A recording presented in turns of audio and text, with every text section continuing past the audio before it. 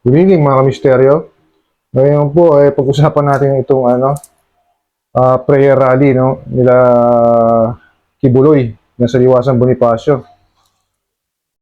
Yung prayer rally nila naging campaign rally para maupo si Sara Duterte. Basta sigaw ng sigaw si Kalbong Eric Series na mag-take over na raw si Sara Duterte. Itong mga ginagawa nila, mga pag-rebellion at sa inciting to sedition. Talagang atat na atat silang makabalik na ang mga Duterte para hindi maaresto si Kibuloy. Kasi ang totoo, takot na sila.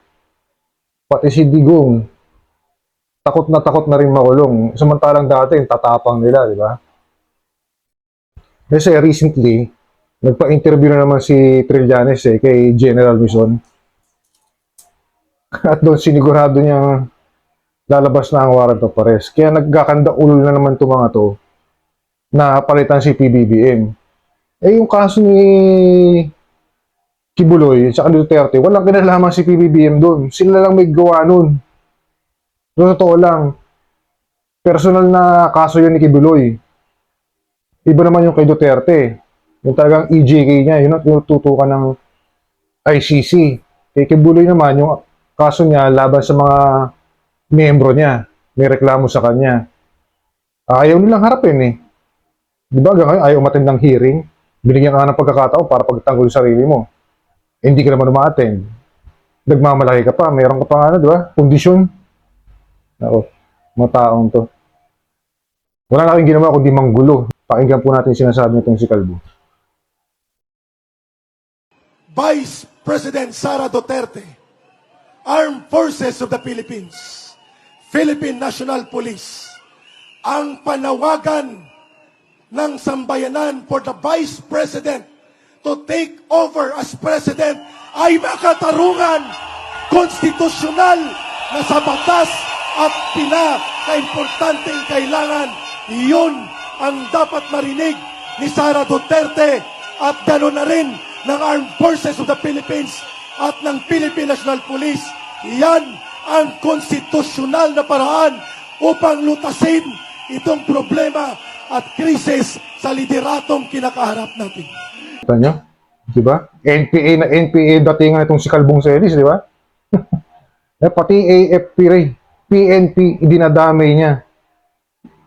Ang kaso nito, inciting to sedition talaga. Pasok na to sa banga yung kaso niya pwede nang pitasin. Pero hindi pa gagawin ni PBBM yan. Paihinugin niya pa kayo ng gusto. Magkakamali kayo ng gusto, doon kayo mayayari. Akala nyo porque tatahitahimik si PBBM, akala nyo okay lang sa kanya. Hindi po pwede yun. Sinasabi ko sa inyo, may araw din kayo. Sige, tuloy nyo lang yan. Hanggang mabaon kayo ng mabaon. Habang sinisira nyo si PBBM, umaangat si PBBM. Habang sinisira nyo siya, palubog naman kayo ng palubog, mga animal kayo. Animal tong Kalbong to, si Eric Celis. Itong kademonyo nito, gusto niya. Paalisin ang ating mahal na Pangulo. Ang gago ka ba? Kalbo ka? Binoto namin yan eh. 31 million kami. Kaya si Sara nagkaroon ng botong 32 dahil sa mga loyalista. Kita mo diferensya nila, 100,000 lang. Kasi yung mga supporter nyo, DDS, hindi talaga bumoto kay PBBM. Kaya nakalamang si Sara ng 100,000.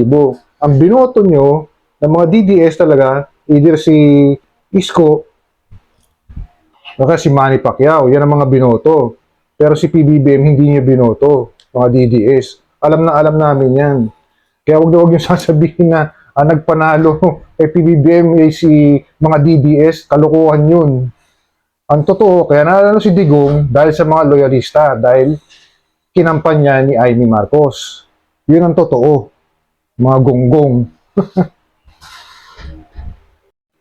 Tandaan mo, Kalbo, yung 2016 campaign, hindi naman talaga kilala si Digong eh. Di ba? Hindi talaga siya kilala. Kinampaign siya ni Amy Marcos sa Ilocos, kaya siya nanalo. Kilala siya sa Davao. Pero sa Visayas, sa Luzon, hindi siya kilala. Kaya huwag mong sasabihin Napapalit na si Sara kay BBM. Di ba? Si Sara, kaya nanalo si BBM dahil kay Sara. Hindi totoo yun. Nanalo si BBM dahil sa loyalista. Yan ang totoo, kalbo. E tanong mo sa kukote mo yan, ha? Sa kukote mong kalbo. Animal ka. Ilang daan libo lang lamang ni Sara kay PBBM. Tandaan mo yan. Ilang daan libo lang ang lamang niya.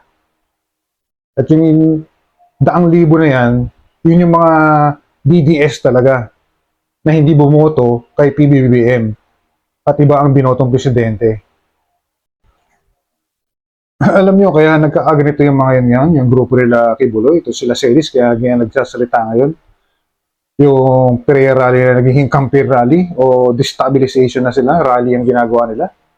Napakaba yung si PBM dahil doon si Trillanes nagpa-interview na naman itong mga nakarang araw lang kay Attorney Sigfrid Mison. Ito, pakinggan yung interview kay Trillanes. Malamang narinig nila to kaya napapraning na naman tong grupo nila Ito, pakinggan po natin. Ang Pilipinas, miyembro ng Interpol.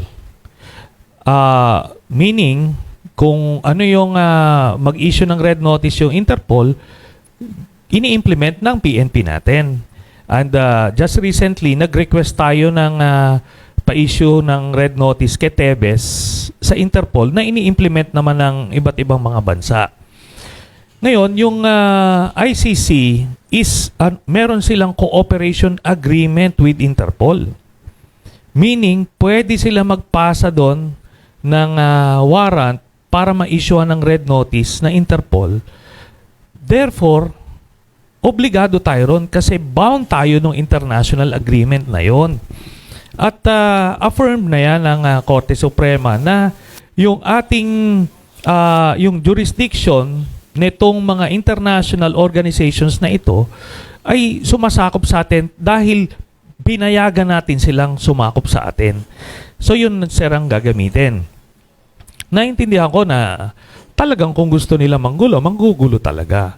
Pero ito yung ironic nung presidente si Duterte, sabi niya, akong bahala kahit makulong ako, kahit mabulong ako sa kulungan, sagot ko kayo, kahit sa impyerno, lahat-lahat.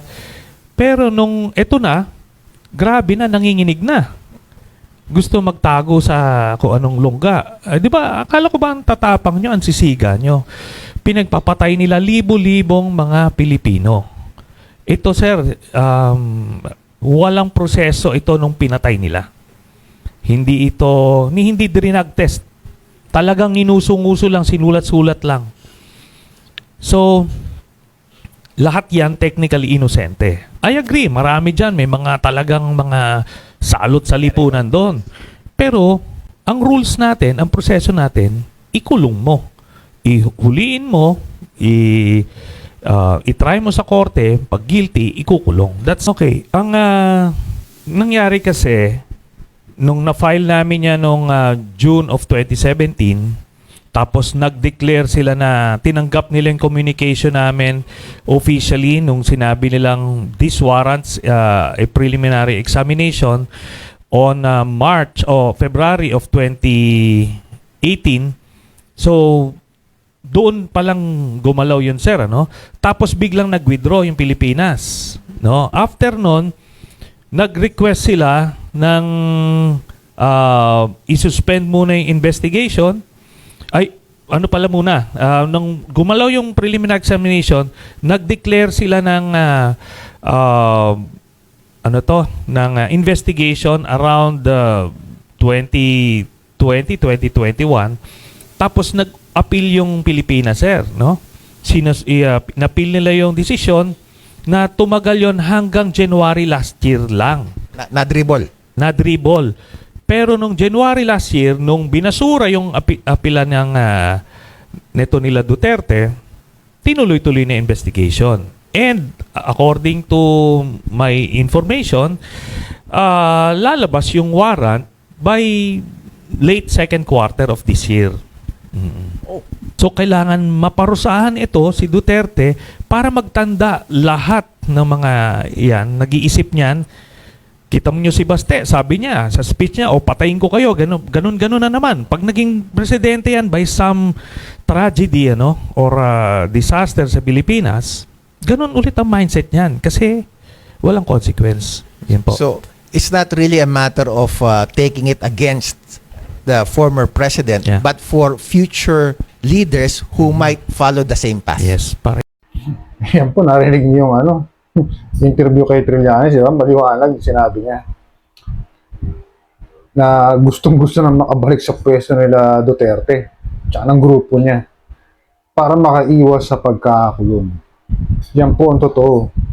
Dahil lalabas ang warrant of arrest ni Digong late second quarter of this year. Mga 2 to 3 months from now daw. Yun ang napag-usapan nila, di ba? Narinig niyo, malinaw ang pagkakasabi ni Trillanes. So, kaya sila nagkakaganyan ngayon. Talaga nagkukumahog sila, makabalik sa pwesto. Dinadamay pa ang ating mahal na Pangulo. Wala namang pinalaman ng ating mahal na Pangulo dyan. Kaya kayo nagkakaganyan dahil sa kalokohan nyo. Dahil sa mga kagaguhang pinagagawa nyo sa buhay nyo. Kaya kayo napapraning ngayon. Dati di ba pinaglaruan ni Digong si Trillanes na may 2 bank account doon na bilyon yata yung halaga o trilyon sinasabi niya. Kumagat naman si Trillanes, nagpunta ng abroad para i-check yun, verify, ipakita na hindi ito. Tapos sa mga sumunod na araw, sabi ni Digong, nagjo-joke lang daw siya. Kumagat naman daw si Trillanes. Ngayon, binalikan kayo ni Trillanes. Ito hindi na joke, totoo to. Kaya kayo napapraning. Dahil hindi na joke ito. Itong ICC na to, na usapin. Yan, malinaw sa atin mga kamisteryo kung bakit sila ganyang kumilos ngayon dahil dito sa ICC na to at saka yung kay Kibuloy dahil sa FBI na yan tsaka sa CIA na aarestuhin na rin siya. At saka dito sa local, itong Senate natin, maglalabas rin ng warrant of arrest dahil di siya umaten sa hearing. Hindi niya pinagtatanggol yung sarili niya. Yun lang naman ang simple doon, kaya sila ganyan. Di ba? Sa personal interest nila. Hindi para sa bayan na sinisigaw ni Celis. Paluhan yun. Utot mo kalbo. Huwag kami. So, hanggang dito lang po mga kamisteryo. Hanggang susunod, abang-abang lang po tayo sa mga magaganap sa mga kalokohan nitong mga to. Please like and share my video and please subscribe to my channel para lagi po kayong updated sa mga may init at magagandang balita.